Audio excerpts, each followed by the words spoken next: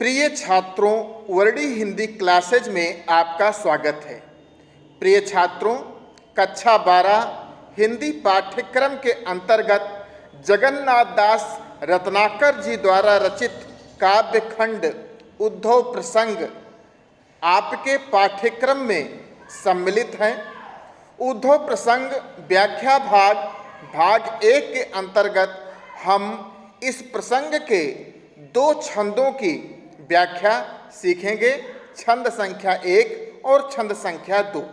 तो चलिए छंद संख्या 1 की तरफ चलते हैं और इसकी व्याख्या सीखते हैं। बहुत ही सुंदर छंद है।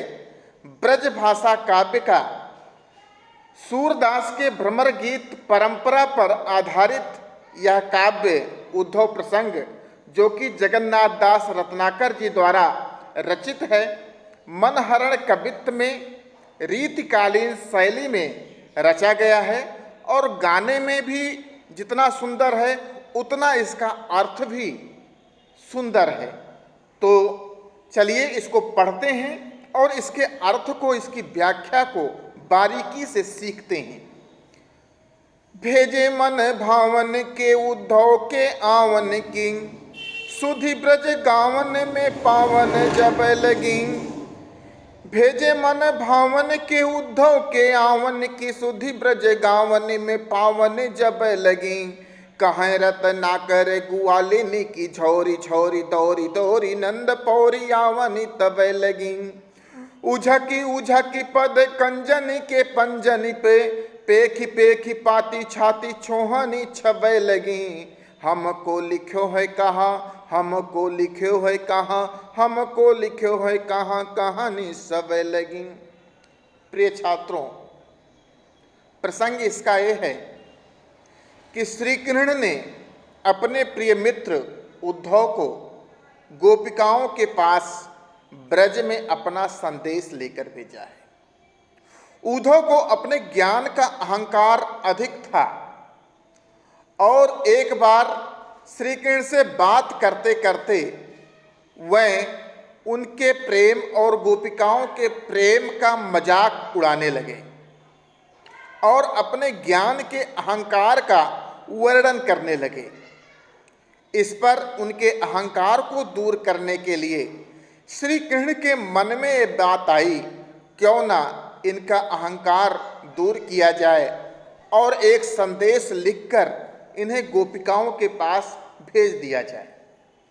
उद्धव गोपिकाओं के पास श्री कृष्ण का संदेश लेकर आते हैं और गोपिकाओं को जब मालूम होता है कि श्री कृष्ण का संदेश लेकर उनके प्रिय मित्र उद्धव ब्रज में आए हुए हैं, तो 84 कोष का जो मंडल था, वो ब्रज मंडल था, दूर दूर गांव जो बसे हुए थे, उन गोपिकाओं को जैसे ही यह पता चलता है कि उद्धव श्री कृष्ण का संदेश लेकर आए हैं, जैसे जैसे पता चलता जाता है वैसे वैसे गांव की गोपियां झुंड का झुंड बनाकर उद्धव से मिलने के लिए नंद बाबा के दरवाजे पर आना प्रारंभ कर देती हैं। उस सुंदर दृश्य का बहुत ही सजीव चित्रण जगन्नाथ दास रत्नाकर जी ने इस छंद के माध्यम से किया है। वह लिखते हैं कि भेजे मन भावन के उद्धव के आवन की, सुधि ब्रज गावनी में पावनी जब लगी। भेजे मन भावन के अर्थात कौन? भगवान श्री कृष्ण। मन भावन भगवान श्री कृष्ण के द्वारा भेजे गए हैं। कौन भेजा गया है? उद्धव के आवन की जैसे जैसे यह सूचना मिलने लगती है कि मन भावन, मन को भाने वाले श्री कृष्ण के द्वारा भेजे गए उद्धव ब्रज में आए हैं, सुधि, ये सूचना जैसे जैसे सुधि ब्रज गावनी में, ब्रज के गांव में यह सुधि, यह सूचना पावनी जबै लगी, जैसे जैसे गोपिकाओं को प्राप्त होने लगी। मन भावन श्री कृष्ण के द्वारा उद्धव भेजे गए हैं। कहाँ पर? ब्रज में भेजे गए हैं। क्यों भेजे गए हैं? संदेश लेकर भेजे गए हैं। और ब्रज में उद्धव पधार चुके हैं, आवन की आ चुके हैं। यह सूचना ब्रज के गांवों में जैसे जैसे गोपी ग्वाल बालों को प्राप्त होने लगी, पावनी जबे लगी, यह सूचना जैसे जैसे प्राप्त होने लगी, तो उसका परिणाम क्या निकला कि कहाँ रत्नाकर ग्वालिनी की झोर झोरी। रत्नाकर कवि कहते हैं कि इस सूचना को प्राप्त होते ही हर अलग अलग गांव की ग्वालिनियां गोपिकाएं झोरी झोरी, झुंड का झुंड बनाकर, झोरी का अर्थ हुआ झुंड, समूह, झुंड का झुंड बनाकर, समूह का समूह बनाकर दौड़ दौड़ कर अत्यधिक तीव्र वेग से चलते हुए नंद पौरी, पौरी का अर्थ है दरवाजे पर, नंद बाबा के द्वार पर आवन तबय लगी। सभी गोपिकाएं नंद बाबा के द्वार पर अत्यधिक शीघ्रता से चलते हुए या दौड़ते हुए सारी गोपिकाएं समूह का समूह बनाकर नंद बाबा के द्वार पर आने लगी। आ गई गोपिकाएं। उद्धव खड़े दिखाई पड़े दरवाजे पर। उद्धव के हाथ में पत्र है। उद्धव उस संदेश से युक्त उस पत्र को पढ़ रहे हैं और गोपिकाओं को सुना रहे हैं।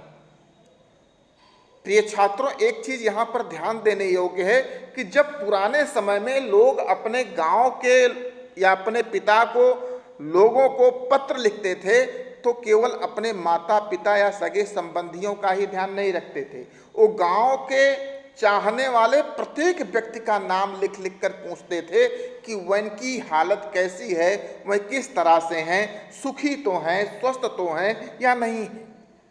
तो गोपिकाओं को भी ये उत्कंठा थी कि श्री कृष्ण हमसे प्रेम करते हैं, क्योंकि श्री कृष्ण हर गोपिका से प्रेम करते थे। तो हर गोपिका के मन में ये बात थी, श्री कृष्ण हमसे प्रेम करते हैं तो इस पत्र में हमारा नाम अवश्य लिखा हुआ होगा।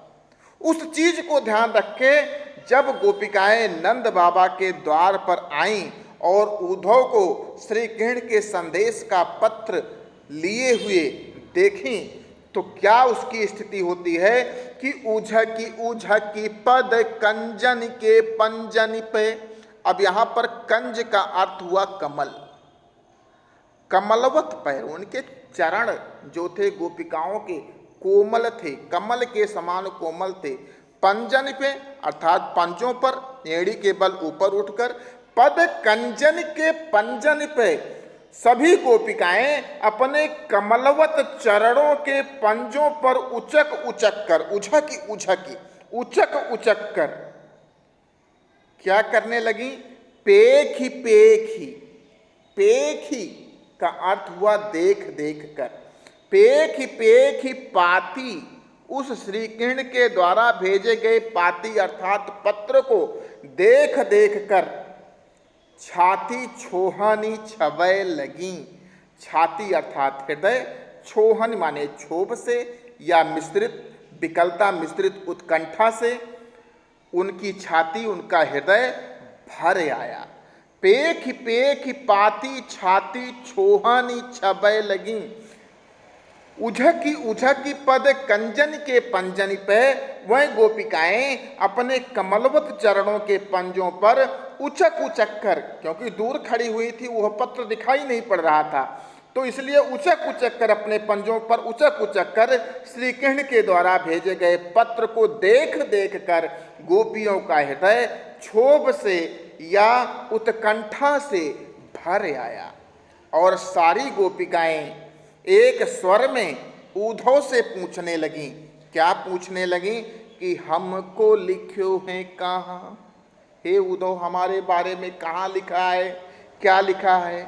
दूसरी भी पूछती है, हमको लिखो है कहाँ? तीसरी, चौथी, पांचवी सारी गोपिकाएं एक स्वर में पूछती हैं, हमको लिखो है कहाँ?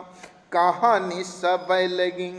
सारी गोपिकाएं एक स्वर में उद्धव से यह प्रश्न पूछने लगी कि उद्धव, हमारे बारे में कहाँ लिखा है, हमारे बारे में क्या लिखा है, हमारे बारे में कहाँ लिखा है। सभी गोपिकाएं एक साथ श्री कृष्ण के संदेश को जानने के लिए आतुर हो गईं। श्री कृष्ण ने क्या संदेश दिया है यह जानने को आतुर हो गईं और सभी उद्धव से एक ही प्रश्न करने लगी, हमको कहाँ लिखा है, हमको क्या लिखा है, हमारा नाम लिखा है या नहीं लिखा है। सभी गोपिकाएं एक स्वर में उद्धव से यह शब्द कहने लगी। प्रिय छात्रों, यह मन हरण सवैया है। ये छंद, इस छंद का नाम है मन हरण सवैया। श्रृंगार रस से परिपूर्ण है। श्रृंगार रस का भेद विप्रलंब श्रृंगार से परिपूर्ण है। इसमें अनुप्रास और रूपक अलंकारों का अधिकतम प्रयोग है। ब्रज भाषा में लिखा गया यह छंद है। माधुर्य गुण और लक्षण शब्द शक्ति से यह छंद संपन्न है और इसका जब आप संदर्भ लिखोगे तो एक बहुत ही सुंदर संदर्भ है। आप लोग उसको अपनी कॉपी पर नोट कर लें। संदर्भ लिखें, प्रस्तुत काव्य पुष्प। हम पद्यांश की जगह पर क्या प्रयोग कर रहे हैं, काव्य पुष्प। और लिखो, प्रस्तुत काव्य पुष्प हमारी काव्य वाटिका हिंदी के उद्धव प्रसंग नामक काव्य तरु से चुना गया है। काव्य पुष्प कहाँ से चुना गया है कि प्रस्तुत काव्य पुष्प हमारी काव्य वाटिका हिंदी के उद्धव प्रसंग नामक काव्य तरु से चुना गया है। इस काव्य तरु के बनमाली आधुनिक काल में ब्रज भाषा काव्य के उन्नायक जगन्नाथ दास रत्नाकर जी हैं। अब इसके संदर्भ को, इसकी व्याख्या को समझ लेने के बाद अब हम चलते हैं उद्धव प्रसंग के दूसरे छंद की तरफ और उसकी व्याख्या और अर्थ समझते हैं। गोपिकाओं ने उद्धव के आने का समाचार सुना, दौड़ दौड़कर नंद बाबा के दरवाजे पर आ तो गईं और उसमें जो पत्र में जो लिखा था उद्धव ने उसको पढ़ के सुना भी दिया। उद्धव को अब मौका मिला, गोपिकाओं के साथ बैठक हुई और उद्धव ने उन्हें अपने ज्ञान का उपदेश देना प्रारंभ किया। वो उपदेश भी क्या था कि श्याम को भूल जाओ, श्री कृष्ण को भूल जाओ और निर्गुण ब्रह्म को अपना लो। इस प्रसंग का बहुत ही सुंदर चित्रण ब्रज भाषा में मनहरण कवित्व में जगन्नाथ दास रत्नाकर जी ने किया है। गाने में भी सुंदर है और अर्थ भी इसका सुंदर है कि चाहत जो स्वबस संजोग श्याम सुंदर को, चाहत जो स्वबस संजोग श्याम सुंदर को, जोग के प्रयोग में ही यो तो बिल शो रहे, कहें रत ना करे सुअंतर मुखी है ध्यान, मंजू ही ये कंज जगी ज्योति में धसो रहे।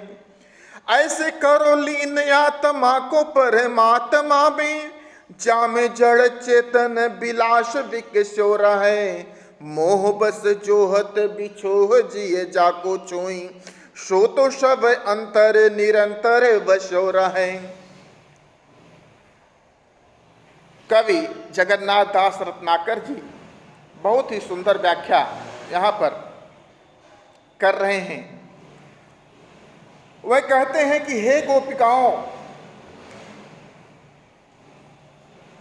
तुम जिस श्री कृष्ण से मिलन की इच्छा रखती हो, चाहत जो स्वबस, हे गोपिकाओं, अगर तुम अपनी इच्छानुसार स्वबस, अपनी इच्छानुसार संजोग मिलन की इच्छा रखती हो, किससे? श्याम सुंदर को, श्याम सुंदर श्री कृष्ण से अपनी इच्छानुसार मिलन की इच्छा रखती हो कि जब चाहो तो तुम्हें प्राप्त कर सको, उन्हें अपने अधिकार में करना चाहती हो, तो हे गोपिकाओं, तुम्हें ऐसे वो प्राप्त होने वाले नहीं हैं। तुम्हें उनको प्राप्त करने के लिए क्या करना पड़ेगा? योग का प्रयोग। तुम्हें योग का प्रयोग करना पड़ेगा, ध्यान धारणा करनी पड़ेगी। क्योंकि जब तुम ध्यान लगाकर उस परब्रह्म की, उस परमात्मा की आराधना करोगी तो तुम्हारे श्री कृष्ण भी तुम्हारे हियो में, तुम्हारे हृदय में बिलसो रहे, बिलसो रहे अर्थात आनंद के साथ लीन या स्थित हुए तुम्हारे हृदय में दिखाई पड़ेंगे। हे गोपिकाओं, अगर तुम श्याम सुंदर श्री कृष्ण से संजोग की इच्छा रखती हो, अपने इच्छानुसार उनसे मिलन की इच्छा रखती हो, अपने अधिकार में करना चाहती हो, तो तुम्हारा हृदय, तो तुम्हें योग का प्रयोग करना पड़ेगा और इस योग के द्वारा तुम्हें अपनी अंतरात्मा में, तुम्हें अपने हृदय में वह परमात्मा, वह श्री कृष्ण हमेशा विलास करता हुआ, लीन हुआ, आनंद के साथ लीन होता हुआ तुम्हें महसूस होगा, दिखाई पड़ेगा। कहे रत्नाकर सु अंतर्मुखी है ध्यान। रत्नाकर कहते हैं जो ध्यान है वो बहिर्मुखी नहीं है। ध्यान से व्यक्ति अपनी अंतरात्मा में देखता है। वो ध्यान कैसा है? अंतर्मुखी है। जब अब ध्यान करके उस निर्गुण परमात्मा का ध्यान करके तुम अपनी आत्मा में उस ब्रह्म को देखना चाहोगी तो वह ब्रह्म मंजु ही कंज जगी ज्योति में धस्यो रहे।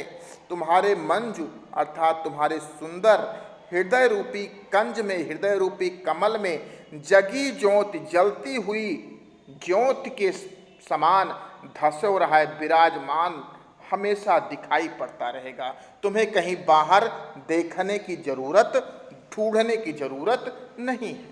रत्नाकर कहते हैं, हे गोपिकाओं, ये जो तुम ध्यान करोगी वो ध्यान बहिर्मुखी ना होकर क्या है? अंतर्मुखी है। और वो अंतर्मुखी ध्यान जब कोई करता है, आत्मा को परमात्मा से एकीकरण करने का प्रयास करता है, तब उसके सुंदर मंजू अर्थात सुंदर ही ये कंज हृदय रूपी कमल में जगी ज्योति, जलती हुई ज्योति या जलते हुए दीपक के समान प्रकाशमय वह परमात्मा धस्यो रहे अर्थात विराजमान हुआ दिखाई पड़ेगा। उसे कहीं बाहर ढूंढने की आवश्यकता नहीं पड़ेगी। इसलिए हे गोपिकाओं, ऐसे करो लीन आत्मा को परमात्मा में। ऐसे करो लीन, तुम ध्यान के द्वारा अपनी आत्मा को परमात्मा में इस प्रकार से लीन कर दो। तुम अपनी आत्मा को उस ब्रह्म में, उस परमात्मा में इस प्रकार से लीन कर दो कि जामे जड़ चेतन विलास विकस्यो रहे। जिस परमात्मा में हर प्रकार के जड़ अर्थात जो चल नहीं सकते और चेतन जो चल सकते हैं, जिसमें हर प्रकार के जड़ चेतन का विलास अर्थात आनंद विकस्यो रहा अर्थात प्रकट होता रहता है। जिस परमात्मा के भीतर अपनी आत्मा को उस परमात्मा में एक गोपिकाओं लीन कर दो, जिस परमात्मा में हर प्रकार के इस संसार में पाए जाने वाले कण कण में, जड़ चेतन में उस परमात्मा के आनंद प्रकट होता रहता है, उसको कहीं ढूंढने नहीं जाना पड़ता। वैसे ही तुम्हें भी इस जड़ और चेतन में एक अद्भुत आनंद के दर्शन होने लगेंगे। जब तुम अपनी आत्मा को परमात्मा में लीन कर दोगी तो इस संसार के प्रत्येक जड़ चेतन में उस परमात्मा के तुम्हें दर्शन प्राप्त होते रहेंगे, आनंद के दर्शन प्राप्त होते रहेंगे। तुम्हें कहीं बाहर उसको ढूंढने की आवश्यकता नहीं होगी। इसलिए हे गोपिकाओं, मोह बस, मोह के बसीभूत होकर, जिस श्री कृष्ण के मोह के बसीभूत होकर, जिसके आने की जोहत अर्थात रास्ता देखती रहती हो कि वह कभी न कभी मथुरा से ब्रज में आएगा और उसके तुम्हें दर्शन प्राप्त होंगे। यह क्यों है? यह मोह के कारण है। मोह बस जोहत बिसोह जी जाको छोई। जिस परमात्मा को तुम मोह के बसीभूत होकर, जिस श्री कृष्ण के मोह के बसीभूत होकर तुम निरंतर उसके आने की बाट जोहती रहती हो, निहारती रहती हो, प्रतीक्षा करती, जोहत अर्थात प्रतीक्षा करना, प्रतीक्षा करती रहती हो और बिछोह और वियोग में हमेशा पीड़ित रहती हो। तुम्हारा जी, तुम्हारा हृदय उसके वियोग में हमेशा पीड़ित रहता है। उसको छो ही, उसको भूल जाओ। जाको जिसको तुम मोह के वशीभूत होकर निरंतर जिसके आने की रास्ता देखती रहती हो, अपना हृदय वियोग में पीड़ित किए रहती हो, उसको अर्थात किसको? भगवान श्री कृष्ण को छो ही, भूल जाओ। उस परमात्मा का ध्यान करो, उस परब्रह्म का ध्यान करो, उस निर्गुण अविनाशी परमात्मा का ध्यान करो, जो सो तो सब अंतर निरंतर बस्यो रहा है, जो सबके अंतर मन में हमेशा वास करता रहता है, निवास करता रहता है, जो सभी के हृदय में सदैव विद्यमान रहता है, उसका तुम आराधना करो, उसका ध्यान करो। इसी से तुम्हें उस परमात्मा से मिलन होगा और तुम्हारा कल्याण होगा। तो प्रिय छात्रों, इस प्रकार से उद्धव ने इस मनहरण कवित्व के माध्यम से रत्नाकर जी ने समझाया कि उद्धव ने किस प्रकार से योगियों गोपियों को अपना यह निर्गुण योग या निर्गुण ब्रह्म का उपदेश दिया और इसका गोपिकाओं पर क्या प्रभाव पड़ा, इसका वर्णन तीसरे और चौथे छंद में हम अगली क्लास में बताएंगे। इन दो छंदों की व्याख्या और अर्थ आपको कितना समझ में आया, आपको कैसा लगा, इसको कमेंट करके हमें अवश्य सूचित कीजिएगा। यदि आपने इस वर्णी हिंदी क्लासेज यूट्यूब चैनल को सब्सक्राइब न किया हो तो इसे सब्सक्राइब कर लें। आपके जो मित्र कक्षा 12 में पढ़ रहे हैं उन्हें भी सब्सक्राइब करने को कहें, जिससे उन्हें आने वाली बोर्ड परीक्षा की अच्छी वीडियो प्राप्त होती रहें और उनकी हिंदी विषय की बोर्ड परीक्षा की तैयारी होती रहे। धन्यवाद।